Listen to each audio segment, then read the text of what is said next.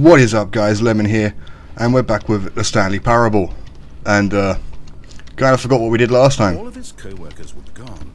Oh yeah, we started from the beginning again. Stanley decided to go to the meeting room. That was a weird little missed a memo. glitch. Okay, this time I remember now. We're gonna go through the left door because I've never done that before. When Stanley came to a set of 2 open doors, he entered the door Door on my right. No, I'm fucking joking. Going to the left door. We're gonna do it correct this time. Until an option comes up that I don't want to do. Yet there was not a single person here. Oh, this room's actually fine now. Feeling a wave of disbelief, Stanley decided to go up to his boss's office. Tips are not getting fired. Hoping he might find an answer there. How to solve a dispute with a co-worker. Let it ball up inside you. Take it out passive-aggressively on other co-workers. Resent co-workers, motherfucker it went. Let's read, Oh, we read that. Get Chris out of the broom closet. We have to do that. Meeting room. We're on floor 4XX. Do not alter without consulting whiteboard manager. RIP Franz. Okay. Franz is dead. What's this? Synergize core value expenditures. Shift global market yep. Monetize free to play. Let's do it. Broom closet. What? Just pushed me out the way. Stanley stepped into the broom closet. Where's Chris? But there was nothing here, so he turned around I'm gonna and sit got here. back on track. I want to find Chris. Was his name Chris? I don't remember. There was nothing here. This broom looks No nice. choice to make, no path to follow, just an empty broom closet. What No is that? reason to still be here. Why does it have a nuclear symbol on it? It's a spool of tape. No, it's wire or rope. It It's was something. baffling that Stanley was still just sitting in the broom closet. He wasn't even doing anything. At least if there was something to interact with, he'd be justified in some way. As it is, I'm being he's justified. literally just standing there doing sweet FA. I'm not doing sweet fuck all. Come on. I'm doing stuff. I'm looking at wrenches and tape. Are you really still in the broom closet? Standing around doing nothing? Why? Please offer me some explanation here. I'm genuinely confused. I'm looking at things. I need to make sure that everything's fine. I'm the broom closet manager. Look, I mean, look at that blue realise thing. There's no choice or anything in here, right? If I'd said Stanley walked past the broom closet, at least you would have had a reason for exploring it to find out. But it didn't even occur to me because literally this closet is of absolutely no significance to the story whatsoever. I never would have thought to mention it. It's very important. Chris was in here. Who's Chris? Ooh, Maybe what's that? to you this is somehow its own branching path. Maybe when you go talk about this with your friend you'll say, "Oh, did you get the broom closet ending? The broom closet ending was my favourite." Your friends find this concerning. My friends are gonna love me if I say that. Can I get in this corner, please? Stanley was fat and ugly and really stupid. Oh, what? He probably only got the job because of a family connection. That's how stupid he is. That or with drug money. Also, Stanley is addicted to drugs and hookers. Well, the second part's true. I do love my drugs and hookers. Well, I've come to a very definite conclusion about what's going on right now. You're dead. Yes. You got to this broom closet, explored it a bit, and were just about to leave because there's nothing here, when a physical malady of some sort shut down your central nervous system and you collapsed on the keyboard. Well, That is true. In a situation like this, the responsible thing is to alert someone nearby so as to ensure that your body is taken care of before it begins to decompose. Hello? My body won't Anyone who decompose. happens to be nearby, the person at this computer is dead. He or she has fallen prey to any number of your countless human physiological vulnerabilities. It's indicative of the long-term sustainability of your species. Please remove their corpse from the area and instruct another human to take their place at the computer, making sure they understand basic first-person video game mechanics and filling them in on the history of narrative tropes in video gaming, so that the irony and insightful commentary of this game is not lost on them. Alright, when you've done that, just step out into the hallway. Player 2 is now taking control.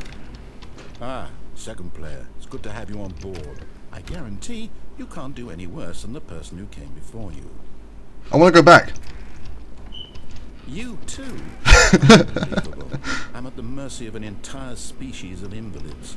Perhaps there's a monkey nearby you can hand the controls to. A fish? Fungus?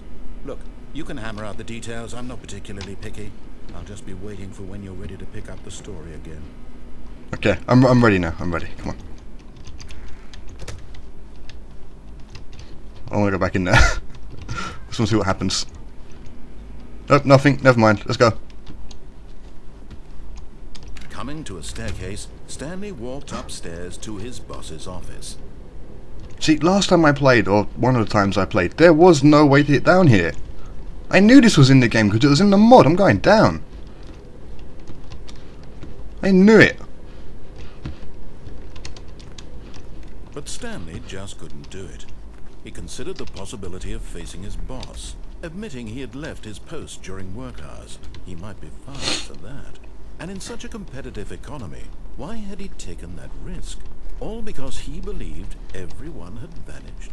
His boss would think he was crazy. And then something occurred to Stanley. Maybe, he thought to himself, maybe I am crazy. All of my co-workers blinking mysterious... The coffee's here again. ...existence in a single moment for no reason at all. None of it made any logical sense. And as Stanley pondered this, he began to make other strange observations. For example, why couldn't he see his feet when he looked down? Where's my feet? Doors closed automatically behind him wherever he went. One bit. And for that matter, these rooms were starting to look pretty familiar. Were they simply repeating? No, Stanley said to himself, door. This is all too strange. This can't be real. And at last, he came to the conclusion that door. had been on the tip of his tongue. He just hadn't found the words for it. I'm dreaming! He yelled. This is all a dream. Oh, what a relief. It's all a Stanley dream. felt to have finally found an answer, an explanation. His co-workers weren't actually gone. He wasn't going to... Why am I still walking? It doesn't go anywhere. Crazy after all. And he thought to himself, I suppose I'll wake up soon. I'll have to go back to my boring real-life job pushing buttons. I may as well enjoy this while I'm still lucid. So Yes. he imagined himself flying and began to gently float above the ground. I'm flying! Then Whoa, he that's imagined fucking creepy. himself soaring through space on a magical star field, and it too appeared. It was so much Oh, it's fun, beautiful. and Stanley marveled that he had still not woken up. How was he? Oh, it's dark as so knobs. lucid? Okay. And then perhaps the strangest question of them all entered Stanley's head. One he was amazed he hadn't asked himself sooner. Why is there a voice in my head dictating everything that I'm doing and thinking? Because Now, I'm the voice amazing. was describing itself being considered by Stanley, who found it particularly strange. I'm dreaming about a voice describing me, thinking about how it's describing my thoughts, he thought. And while he thought it all very odd, and wondered if this voice spoke to all people in their dreams, the truth was that, of course, this was not a dream. How could it be? Was Stanley simply deceiving himself, believing that if he's asleep he doesn't have to take responsibility for himself? Stanley is as awake right now as he's ever been. I don't know why I'm still walking. Now, hearing the voice speak these words was quite a shock to Stanley. After all, he knew for Beautiful. certain, beyond a doubt, that this was in fact a dream. Did the voice not see him float and make the magical stars just a moment ago? How else would the voice explain all that? This voice was a part of himself too. Surely, if he could just... He would prove it. He would prove that he was in control, that this was a dream. So he closed his eyes gently. No. He invited himself No. to wake up. No. Ah. He felt the cool weight of Am I the gonna die blanket now? on his skin, the press of the mattress on his back, the fresh air of a world outside this one. Let me wake up, he thought to himself. And I'm This dead. dream. Nope. I wish it to be over. Let me go back to my job. Let me continue pushing the buttons. Please, it's all I want. I want my apartment, and my wife, and my job. All I want is my life exactly the way it's always been. But my wife is fake. My life is normal. I am normal. Everything will be fine. Yes. I And am wake up okay. now. I'm dead. No, I'm still in this fucking place. Stanley began screaming. Please, Ah! someone, wake me up. My name is Stanley. I have a boss. I have an office. I am real. Oh, why is it Please, going can red? Someone tell me I am real. No. I must be real. I must be. Can anyone hear my voice? We're gonna die in this hallway. Who Right here. am I? And everything went black. Shit.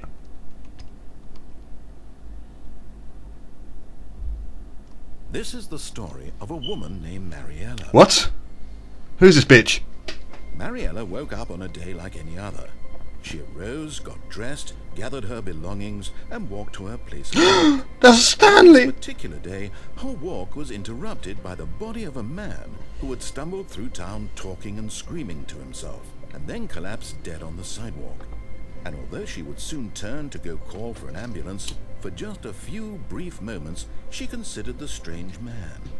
He was obviously crazy, this much she knew. Everyone knows what crazy people look like. And in that moment, she thought to herself how lucky she was to be normal. I am sane. I am in control of my mind. I know what is real and what isn't. It was comforting to think this, and in a certain way, seeing this man made her feel better. But then she remembered the meeting she had scheduled for that day, the very important people whose impressions of her would affect her career, and by extension, the rest of her life.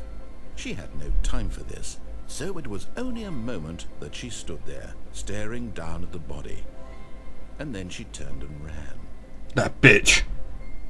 She just left me dead on the floor. But at least she called an ambulance.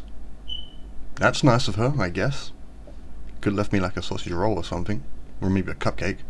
Oh, and it's ended. Well guys, that was the Stanley Parable again. I'm going to call that the insane ending because Stanley went fucking batshit crazy.